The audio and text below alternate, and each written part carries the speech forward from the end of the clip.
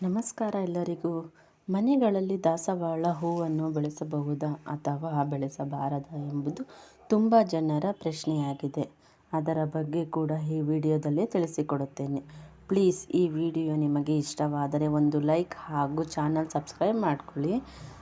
ದಾಸವಾಳ ಹೂ ಎಂಬುದು ಒಂದು ಕಾಲದಲ್ಲಿ ಅಲ್ಲದೆ ಎಲ್ಲ ಕಾಲದಲ್ಲಿಯೂ ಪ್ರತಿದಿನ ಬರುತ್ತದೆ. ದಾಸವಾಳ ಹೂವನ್ನು ಹಿತ್ತಲಲ್ಲಿ ಅಥವಾ ಮನೆಯ ಮುಂದೆ ಬೇಕಾದರೂ ಬೆಳೆಸಬಹುದು. ಹೂಗಳು ಎಷ್ಟು ಚೆನ್ನಾಗಿ ಹರಡುತ್ತವೋ ಅಥವಾ ಎಷ್ಟು ಚೆನ್ನಾಗಿ ಬೆಳೆಯುತ್ತವೋ ಅಷ್ಟೊಂದು ಸಂಪತ್ತು ನಿಮ್ಮ ಮನೆಗೆ ಬರುತ್ತದೆ. ಇದು ಪೂಜೆಗೆ ಯೋಗ್ಯವಾಗಿರುವಂತಹ ವಿಶೇಷವಾದ ಹೂವಲ್ಲೊಂದು. ನಮ್ಮ ಪುರಾಣಗಳಲ್ಲಿ ಹೇಳಿದೆ, ದಾಸವಾಳಕ್ಕೆ ಪ್ರತ್ಯೇಕವಾದ ಸ್ಥಾನವಿದೆ. ದಾಸವಾಳ ಗಿಡವನ್ನು ಮಂದಾರ ಗಿಡವೆಂದು ಕರೆಯುತ್ತೇವೆ. ಇನ್ನು ಈ ದಾಸವಾಳ ಯಾರು ದೇವರಿಗೆ ಇಟ್ಟು ಪೂಜಿಸುತ್ತಾರೋ ಅವರ ಕೋರಿಕೆಗಳು ದೇವರು ಕೇಳಿಸಿಕೊಂಡು ಈಡೇರಿಸುತ್ತಾನೆ ಎಂದು ಪುರಾಣಗಳಲ್ಲಿ ಹೇಳಿದ್ದಾರೆ. ಇನ್ನೂ ತುಂಬ ಬಣ್ಣಗಳಲ್ಲಿ ಮಂದಾರ ಗಿಡಗಳಿವೆ. ಅದರಲ್ಲಿ ಕೆಂಪು ಬಣ್ಣ ಹೂಗಳು ತುಂಬಾ ಶ್ರೇಷ್ಠ. ನೀವು ಮನೆಯಿಂದ ಹೊರಗೆ ಹೋಗುವಾಗ ಆ ಗಿಡವನ್ನು ನೋಡಿ ಹೋಗಿದ್ದರೆ ತುಂಬ ಶುಭವಾಗುತ್ತದೆ. ಹೂ ಇರುವ ಗಿಡವನ್ನು ನೋಡಿದರೆ ಮನಸ್ಸಿಗೆ ತುಂಬಾ ಸಂತೋಷವಾಗುತ್ತದೆ. ದೋಷಗಳಿದ್ದರೆ ಅದನ್ನು ಕೂಡ ಮಂದಾರ ಗಿಡ ಹೋಗಲಾಡಿಸುತ್ತದೆ. ಮಂದಾರ ಗಿಡವನ್ನು ನಿಮ್ಮ ಮನೆಗಳಲ್ಲಿ ಬೆಳೆಸುವುದರಿಂದ ನಿಮ್ಮ ಮನೆಯಲ್ಲಿ ಲಕ್ಷ್ಮೀ ಕಟಾಕ್ಷವಾಗುತ್ತದೆ. ಇನ್ನು ಈ ಗಿಡವನ್ನು ಬೆಳೆಸಬೇಕೆನ್ನುವವರು ಈಗಲೇ ಈ ಗಿಡವನ್ನು ಮನೆಯಲ್ಲಿ ಬೆಳೆಸಿ. ಯಾವ ಮಹಿಳೆ ತಲೆಯಲ್ಲಿ ಸ್ವಲ್ಪ ಹೊತ್ತಾದರೂ ಮಂದಾರದ ಹೂ ಅಥವಾ ದಾಸವಾಳದ ಹೂವನ್ನು ಇಟ್ಟುಕೊಳ್ಳುತ್ತಾಳೋ ಅವಳು ದೀರ್ಘ ಸುಮಂಗಲಿಯಾಗಿರುತ್ತಾಳೆ, ಜೊತೆಗೆ ಆರೋಗ್ಯವಾಗಿ ಬದುಕುತ್ತಾಳೆ ಎಂದು ಹೇಳಲಾಗಿದೆ. ದಾಸವಾಳ ಎರಡು ವಿಧಗಳಿವೆ. ಒಂದು ತಿಕ್ಕಾಗಿದ್ದರೆ ಇನ್ನೊಂದು ಎಳೆ ಎಳೆಯಾಗಿರುತ್ತವೆ. ಇದರಲ್ಲಿ ಯಾವುದಾದರೂ ನಿಮ್ಮ ಮನೆಯಲ್ಲಿ ಬೆಳೆಸಬಹುದು. ಆದರೆ ಕೆಂಪು ಬಣ್ಣದ ಹೂವನ್ನು ಬೆಳೆಸಲು ಪ್ರಯತ್ನ ಮಾಡಿ. ಮಂದಾರ ಹೂವಿನ ಮಾಲೆಯನ್ನು ದೇವರ ಪೂಜೆಗೆ ಬಳಸಿದರೆ ತುಂಬ ಒಳ್ಳೆಯದು. ಎಲ್ಲ ದೇವರ ಪೂಜೆಯಲ್ಲೂ ಈ ಹೂಗಳನ್ನು ಬಳಸಬಹುದು. ನಿಮ್ಮ ಮನೆಯಲ್ಲಿ ದಾಸವಾಳ ಗಿಡವಿದ್ದರೆ ಕೇವಲ ಆಧ್ಯಾತ್ಮಿಕವಾಗಿ ಅಲ್ಲದೆ ಎಷ್ಟೇ ಆರೋಗ್ಯ ಪ್ರಯೋಜನಗಳು ಕೂಡ ಇದರಲ್ಲಿವೆ.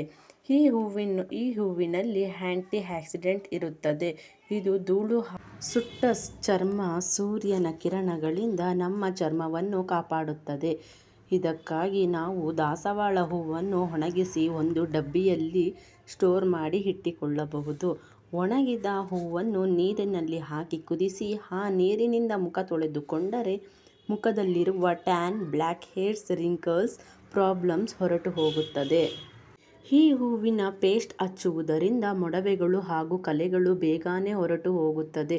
ಇನ್ನು ಕೂದಲು ಉದುರುವುದು, ಡ್ರೈ ಆಗುವುದು, ಸ್ಟ್ರಿಕ್ ಹೇರ್ ಅಥವಾ ವೈಟ್ ಹೇರ್ ಸಮಸ್ಯೆ ಇರುವವರು 8 ದಾಸವಾಳ ಎಲೆಗಳು ಹಾಗೂ 8 ದಾಸವಾಳದ ಅವುಗಳನ್ನು ಚೆನ್ನಾಗಿ ತೊಳೆದು ಅರೆದ ಬಳಿಕ 1 ಕಪ್ ತೆಂಗಿನ ಎಣ್ಣೆಯಲ್ಲಿ ಈ ಮಿಶ್ರಣವನ್ನು ಹಾಕಿ ಕುದಿಸಿ ಎಣ್ಣೆ ತಣ್ಣಗಾದ ಮೇಲೆ ಶೋಧಿಸಿ ಇಟ್ಟುಕೊಳ್ಳಿ.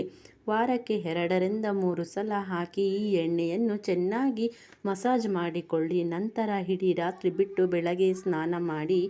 ಕೂದಲಿಗೆ ಇರುವ ಎಲ್ಲ ಸಮಸ್ಯೆಗಳು ಮಾಯವಾಗುತ್ತದೆ. ಇತ್ತೀಚೆಗೆ ಬಿಳಿ ಕೂದಲಿನ ಸಮಸ್ಯೆಗಳು ಹೆಚ್ಚಾಗಿವೆ. ಇದಕ್ಕೆ ಪರಿಹಾರ ಬೇಕು ಎಂದರೆ 1 ಹಿಡಿ ದಾಸವಾಳ ಎತ್ತಿಕೊಂಡು ತೊಳೆದು ಅದನ್ನು ಚೆನ್ನಾಗಿ ಅರೆದು ಅದರಲ್ಲಿ 4 ಸ್ಪೂನ್ ಮೊಸರನ್ನು ಮಿಕ್ಸ್ ಮಾಡಿ ಅದನ್ನು ಕೂದಲಿಗೆ ಹಚ್ಚಿಕೊಂಡು 1 ಅಥವಾ 2 ಗಂಟೆ ಕಾಲ ಬಿಟ್ಟು ತಲೆಗೆ ಸ್ನಾನ ಮಾಡಬೇಕು.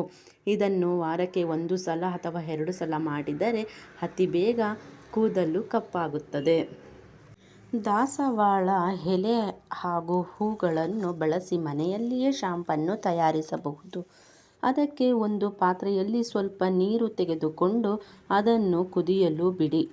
ನೀರು ಚೆನ್ನಾಗಿ ಕುದಿಯುವಾಗ 1 ಹಿಡಿಯಷ್ಟು ದಾಸವಾಳ ಹೂವನ್ನು ಜೊತೆಗೆ ಅದರ ಎಲೆಗಳನ್ನು ಕೂಡ ಸೇರಿಸಿ ನೀರಿಗೆ ಹಾಕಿ ಅದನ್ನು ಚೆನ್ನಾಗಿ ಕುದಿಸಿ ಹಾಗೂ ಎಲೆಗಳು ಚೆನ್ನಾಗಿ ಅರೆಯಿರಿ. ಬೇಕಿದ್ದಲ್ಲಿ ಸ್ವಲ್ಪ ಕಡಲೆ ಹಿಟ್ಟನ್ನು ಬಳಸಿ ಅದನ್ನು ಶಾಂಪು ರೀತಿ ಬಳಸಬಹುದು. ಕೂದಲು ಸಾಫ್ಟ್ ಆಗುತ್ತದೆ, ಫಳಫಳನೆ ಹೊಳೆಯುತ್ತಾ ದಪ್ಪಗೆ ಉದ್ದನೆ ಬೆಳೆಯುತ್ತದೆ. ಕೂದಲು ತುಂಬಾ ಉದುರುತ್ತಿದ್ದರೆ ತೆಂಗಿನ ಎಣ್ಣೆಯಲ್ಲಿ ಸ್ವಲ್ಪ ದಾಸವಾಳ ಹೂವನ್ನು ಕುದಿಸಿ ಇಟ್ಟುಕೊಂಡು ಆ ಎಣ್ಣೆಯಿಂದ ಮಸಾಜ್ ಮಾಡಿದರೆ ಕೂದಲು ಉದುರುವುದು ನಿಂತು ಹೋಗುತ್ತದೆ. ಜೊತೆಗೆ ಹೊಸ ಕೂದಲು ಕೂಡ ಬೆಳೆಯುತ್ತದೆ. ಕೂದಲಿನಲ್ಲಿ ಹೇನಿನ ಸಮಸ್ಯೆಗಳು ಇರುವವರು, ಬೋಳು ತಲೆ ಇರುವವರು ಹಾಗೂ ಕೂದಲು ಉದುರುತ್ತಿದ್ದರೆ ದಾಸವಾಳ ಹೂವನ್ನು ಅರೆದು ಆ ಪೇಸ್ಟನ್ನು ಕೂದಲಿನಲ್ಲಿ ಬುಡದ ಸಮೇತ ಹಚ್ಚಿಕೊಂಡು ಅರ್ಧ ಗಂಟೆ ನಂತರ ಶಾಂಪ್ ಮಾಡಿದರೆ ಬರೀ ನೀರಿನಿಂದ ತೊಳೆದುಕೊಳ್ಳಿ. ಈ ರೀತಿ ವಾರದಲ್ಲಿ 1 ಅಥವಾ 2 ಸಲ ಮಾಡಿದರೆ ಹೊಸ ಕೂದಲು ಚಿಗುರುತ್ತದೆ. ಹೇನಿನ ಸಮಸ್ಯೆ ಕ್ರಮೇಣವಾಗಿ ಕಡಿಮೆಯಾಗುತ್ತದೆ ಹಾಗೂ ಕೂದಲು ಉದುರುವುದು ನಿಲ್ಲುತ್ತದೆ. ಇನ್ನು ಈ ಹೂಗಳಿಂದ ತಯಾರಿಸಿದಂತಹ ಕಷಾಯ ಅಥವಾ ಟೀ ಮಾಡಿಕೊಂಡು ಕುಡಿದರೆ ಹಾರ್ಟ್ ಪ್ರಾಬ್ಲಮ್ ಸಮಸ್ಯೆ ಹಾಗೂ ಯೂರಿನ್ ಇನ್ಫೆಕ್ಷನ್ ಹೊರಟು ಹೋಗುತ್ತದೆ. ಇದರಲ್ಲಿ ಆಂಟಿ ಆಕ್ಸಿಡೆಂಟ್ ಇರುವುದರಿಂದ ನಮ್ಮ ದೇಹದಲ್ಲಿರುವ ಕಣಜಗಳನ್ನು ಕಾಪಾಡುತ್ತದೆ. ದಾಸವಾಳ ಹೂವಿನಿಂದ ಟೀ ತಯಾರಿಸಿ ಅದನ್ನು ಆಗಾಗ ಕುಡಿಯುವುದರಿಂದ ಹೈ BP ಕಡಿಮೆಯಾಗುತ್ತದೆ, ಹಾರ್ಟ್ ಪ್ರಾಬ್ಲಮ್ ಬರದೇ ಇರುತ್ತದೆ. ಜೊತೆಗೆ ಇದು ನಮ್ಮ ಲಿವರ್ ಪ್ರಾಬ್ಲಮ್ ಕೂಡ ಕಾಪಾಡುತ್ತದೆ. ವೀಕ್ಷಕರೇ, ಈ ವಿಡಿಯೋ ನಿಮಗೆ ಇಷ್ಟವಾದರೆ ಶೇರ್ ಮಾಡಿ, ಕಮೆಂಟ್ ಮಾಡಿ ಹಾಗೂ ಚಾನಲ್ನ ಸಬ್ಸ್ಕ್ರೈಬ್ ಮಾಡ್ಕೊಳ್ಳಿ. ಹೋಗಿ ಬರ್ತೀನಿ ಮುಂದಿನ ವಿಡಿಯೋದೊಂದಿಗೆ. ನಮಸ್ಕಾರ ಎಲ್ಲರಿಗೂ.